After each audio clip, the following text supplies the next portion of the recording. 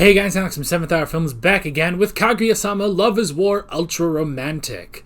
Last time around, Chika Fujiwara wants to beat a rhythm, where basically Shirogane wanted to express his feelings to Hayasaka in rap.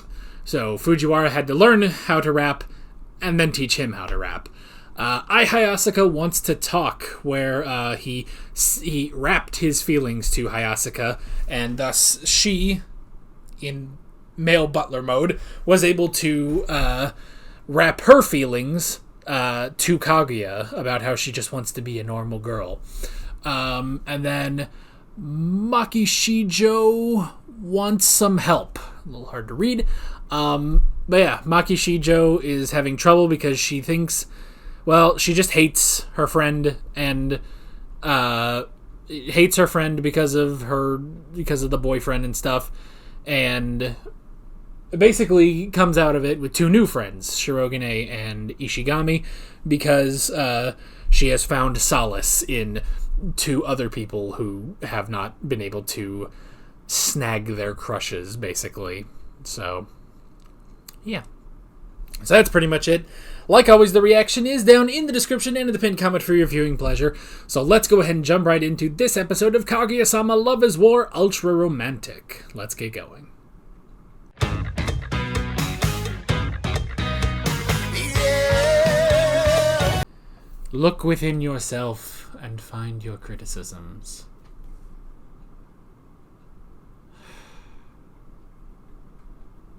No, I'm just perfect. I'm sorry. Oh, what can I say about myself? That's hard. That is actually really hard. How do you criticize yourself? You know, one thing, here's what do I criticize about myself aside from, I'm gonna be honest, physicality? Because, like, you know, one thing I can criticize? This. I can criticize this too. I can criticize myself for not dealing with this before it got this bad. But that's kind of superficial stuff. The first thing I can think of, kind of the only thing that's coming up right now, is my first instinct when faced with opposition is to run. And I'm going to be honest about that. I think that is something that, and it probably doesn't appear on this channel too much, you know, 'cause, I mean, when does that occur? When I'm just sitting here watching TV. Now, and not even like just opposition, but just unpleasantness. My first thought is to run, you know? Like, look, look, here's an example. Nobody wants to talk about politics, you know?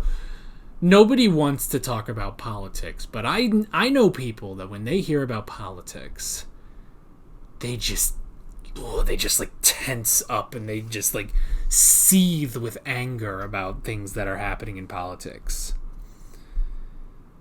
And in my mind, I see it's like, oh, terrible things are happening in our world. And I'm like, cool. I'm going to go watch Kaguya now. It's like, I'm out, you know? Or, actually, so, last week, I took a vacation, at time of recording this, I mean. When I took a vacation, we flew out to Portland. And the first flight of the day was from OKC to Denver.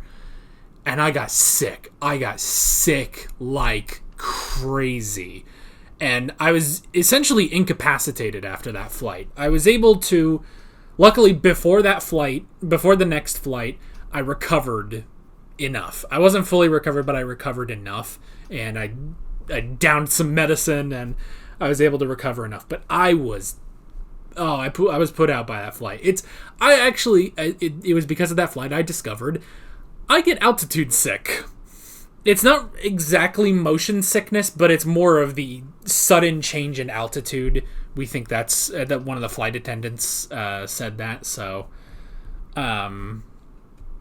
that's the thing is but I was like, when we landed in Denver, I was lucky that there were like couches around, because I collapsed basically. I was out.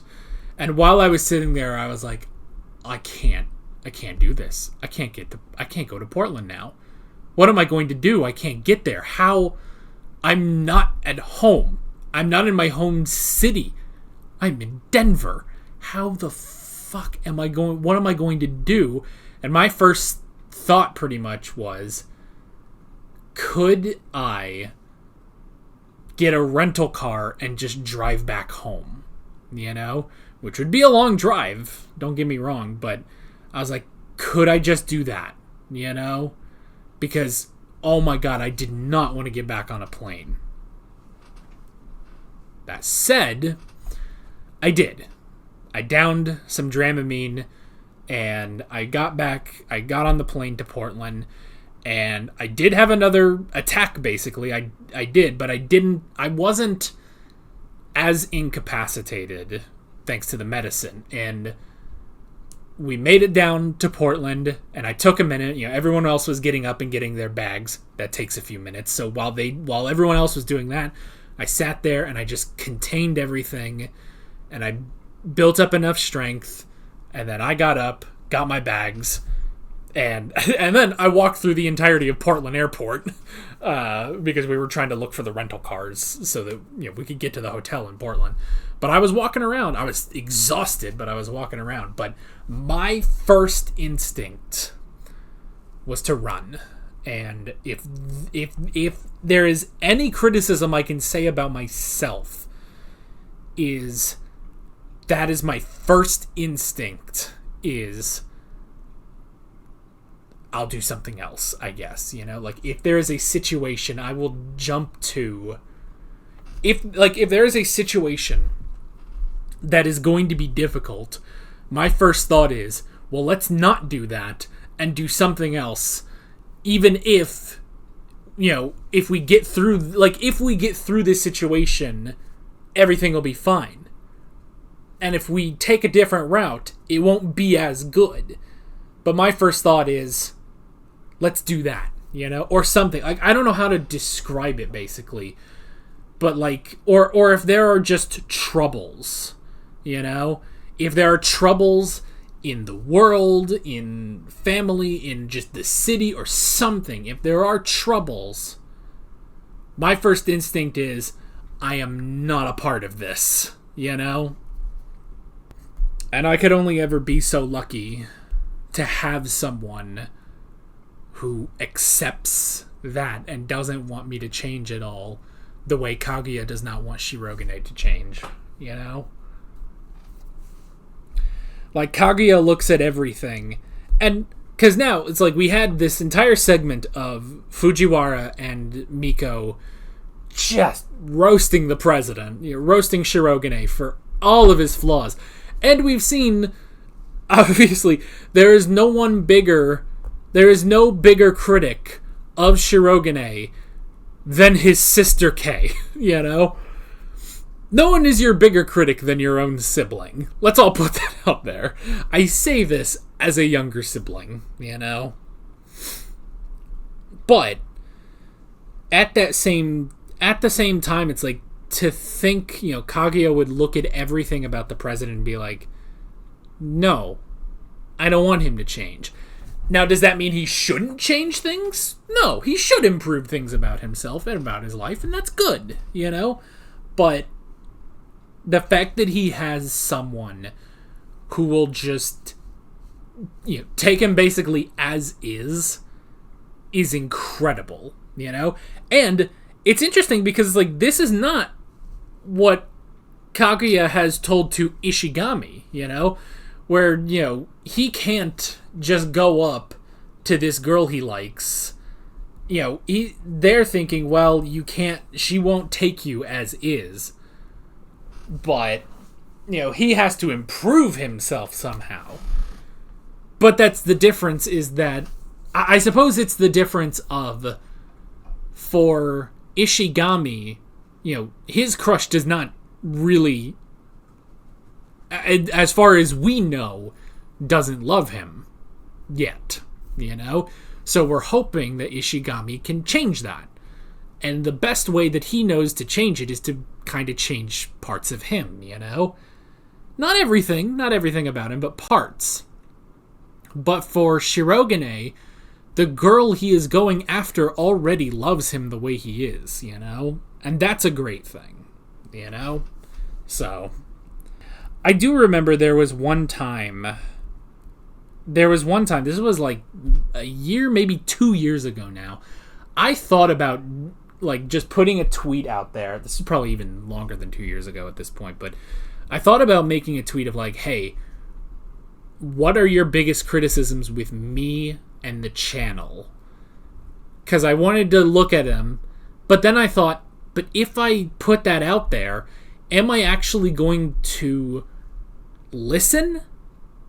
Or am I going to get defensive? And thankfully I never did that, honestly. Even though, while yes, it is good to hear that stuff, mainly as I kept waiting and waiting to do that, essentially my relationship with the Doctor Who fandom was getting with certain parts of the Doctor Who fandom was getting worse and worse. So if I had put that out there, it would have been that there would have been a luau, basically. There would have been a barbecue that day. So, and again, I'm sure there are things about me that I could improve. There are things about this channel I could improve, But I don't know. What do you think? You know what? Because those Doctor Who fans, A, are gone because we finished watching classic Doctor Who, and B, they don't watch this video. They're not going to watch Kaguya. That is one thing, is I definitely have two fan bases. I have the fan base that watches Doctor Who, which gives me most of my views on this channel, and then the fan base that watches everything else. For some reason, there is a lot of overlap between anime fans and fans of Better Call Saul and The Sopranos. I don't know why, but it's it literally is an everyone else kind of group, But anyway, leave your comments. What do you think I should improve about myself or this channel? At least as far as you can see. Now, the thing when I talk about, my first instinct is to run away, it's hilarious that I say that, because that's not what is portrayed on this channel. Because, when I watch, Jujutsu Kaisen, and I watch Attack on Titan and My Hero Academia, and those shows, even though I liked them at first, all of them have gone the way of pissing me off, and I just hate where they are now. And Attack on Titan, it's ended, but that from season 4 to the end, didn't like that. My Hero Academia season 6, I hated that, and this current season of Jujutsu Kaisen just drives me insane. That said, I don't really run away from those, I kind of have this commitment where I'm no. I finished Attack on Titan. Even though I had to watch so much of it that I didn't like. I finished Attack on Titan. I finished season 6 of My Hero Academia. We'll come back to that. And I am going to finish season 2 of Jujutsu Kaisen. I'm not going to stop in the middle of a season of Jujutsu Kaisen, even if I don't like where we are right now. And I don't like where we are right now. I think it's awful. That said, I want to finish this season. I want to finish this season so that I can definitively say it's just not for me, Because if I stop now and I say, it pissed me off, it wasn't good, and someone says, oh, but the rest of Jujutsu Kaisen season 2 is amazing, I can't, that's kind of a flaw in my argument, Where it's I thought Jujutsu Kaisen is ruined. But if it gets better, then that's something. Or if it gets worse, then that's something too. That said, I really get the feeling I'm not going to finish all of Jujutsu Kaisen. I think I'm going to end up stopping after season 2, which is what happened with My Hero Academia, because I finished season 6 and I finished season 6 and I thought that season 7 was supposed to be the final season. So I was like, well, okay, I'll watch that and I'll finish My Hero Academia. You know, I've watched this show since 2018. Like, this is one of my favorite shows of all time, and to have it be ruined so spectacularly, I was like, well, let me at least finish it. But then once I figured out that not only was season 7 not the final season, but also like the manga just ended, apparently. The manga just ended. It's like, I was like, nope, I'm out. And yeah, I'm out. I am not watching I'm not watching My Hero season 7 or anything else in My Hero. Maybe in 30 years I'll read the manga and hope to God that I can enjoy it, but I don't know. I really do not like what occurs in season 6, and where, you know, and I've talked to people on Twitter, and they're like, you know what, man, I think you made the right choice, so maybe I do run. I don't know. Let's talk about the rest of the episode. I mean, if you wanna see, like, the closest thing to progress is Shirogane and Kaguya have finally had the courage to ask each other out. Didn't work, but they did it. They got there. And that's good, because now Shirogane is on a deadline. He's going to be studying abroad. He's going to Stanford. Oh boy, that's going to be tough, but we had the PTA conferences. I like that. I like Fujiwara joking about being prime minister, but I mean, hey, she's the daughter of not delegates. What am I thinking of? Dignitaries? No. Why can't I think of the word? Ambassadors. I don't know. I was thinking it was like a D word, but it's not. But yeah. But I mean, she could have a career in politics. God help us all, but maybe. I would love, even though he's not the president right now, at least at time of recording, and God help if he is, but I would love to see something where we have, like, Prime Minister Chika Fujiwara and Donald Trump meeting. Does that not sound hilarious? Oh God. Anyway, but yeah, I love. Okay, Hayasaka's mom. You can't. Come on, man. You can't do this. It's like, look, it's Hayasaka, but legal. It's just like, you can't do that to me. You can't do that to me. You just can't do that. It's like, I already, ma'am, I already love your daughter. Don't make me love you too, but I do. I love she wants to watch the hilarity ensue. That's amazing. It's like, just seeing her, like, I don't need to see her dad. Clearly Hayasaka got nothing from whoever her dad is, because she got everything from her mother. I just assume her dad is a ninja. Like, that's the only thing she gets from her dad. My God, I mean, she looks like Android 18. She's got the bob cut and the blue eyes. If she just was canonically Android 18, that would be amazing. That would make her dad canonically Krillin. Huh. That'd be interesting. You know what? Starting to get there. My headcanon is running that she is the daughter of Krillin and Android 18. They just at some point changed their name. I don't know. They changed her name from Marin to Hayasaka. I want to believe that Krillin's name has always been Hayasaka and he just never told Goku. Oh, that'd be funny. That was an abridged joke. Where he was talking about his life insurance with his fake twin brother, Juan Sanchez. And Gohan was just like, wait, your last name is Sanchez? Krillin Sanchez? So, but yeah, but I love that. And I love Hayasaka's mom and Shirogane's dad going in, pretending to be Kaguya's parents. That was really funny. But what's Kaguya going to do? Whatever her real father says. You know, fuck him. Just fuck him. You know what? You go to Stanford too. Leave behind the Shinomiya clan. Screw them.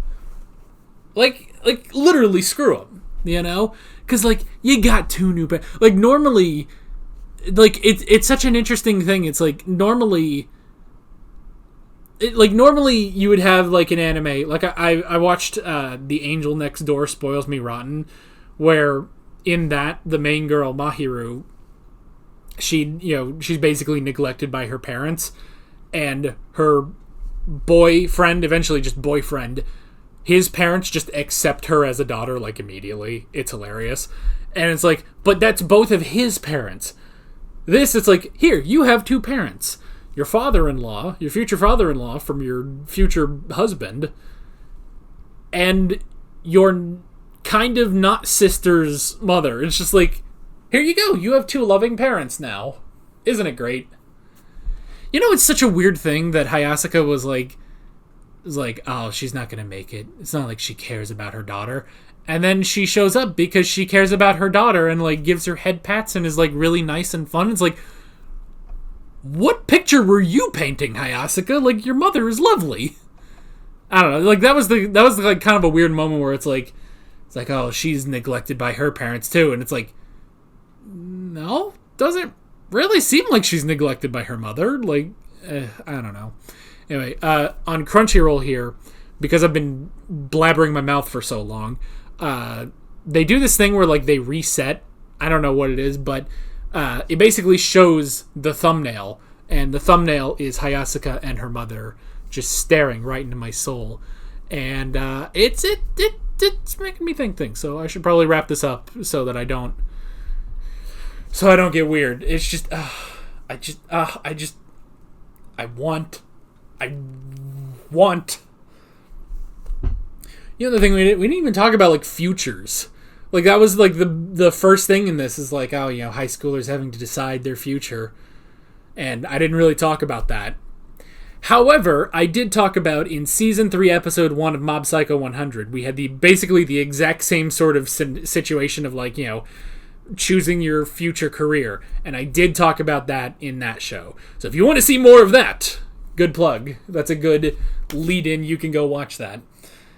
And if I remember, maybe I'll put that up. Maybe I'll put that video in the end screen. Maybe I won't. Nobody cares. Anyway. But that is basically it. With all of that being said, I'm Alex from 7th Hour Films, and I will see you guys next time. Take care. Alright guys, thanks for watching this video. There's a bunch of links on screen if you want to go click around any of those. There's a playlist with all of my Kaguya-Sama reactions, as well as another video, hopefully that Mob Psycho video I was talking about, as well as a subscribe button and a Patreon button on screen, as well as other links in the description if you want to go check out any of those. See you guys later.